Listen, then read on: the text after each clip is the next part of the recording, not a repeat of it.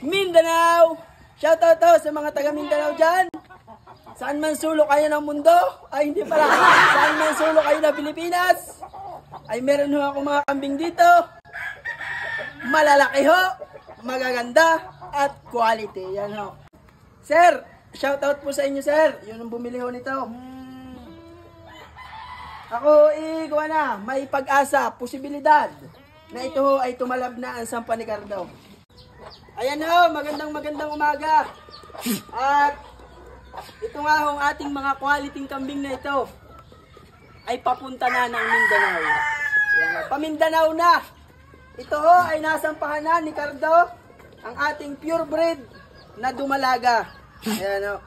At ito naman ho ang ating Big Mama at ang kanyang anak na Dapol ay magkakasamang aalis. Kasama rin ho yung isang anak ni Big Mama natin, yung naroon sa ilalim. Hindi ko na lamang ipakita dahil nga kukuhanin ko pa doon. Inakikita nyo naman lagi sa video. Yan ho. Ipipick upin na ho ng ating transporter dito ni Sir John Lloyd Olarte.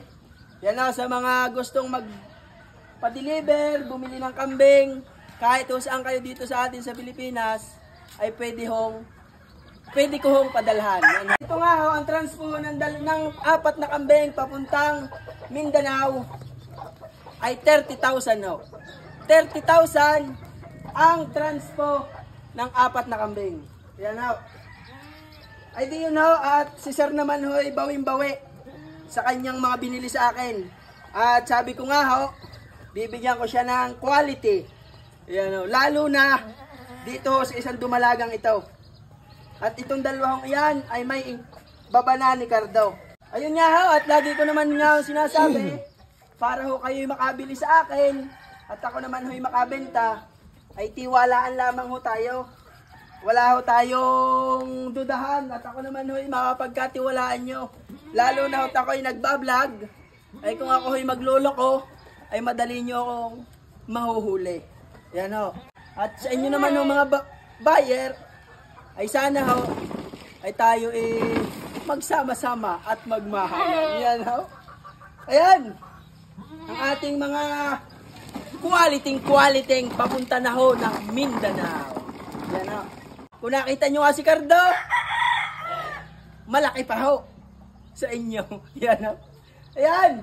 Maraming salamat. Hintayin lang mo natin ang transporter para ho kuhanin yung ating mga kambing na ito.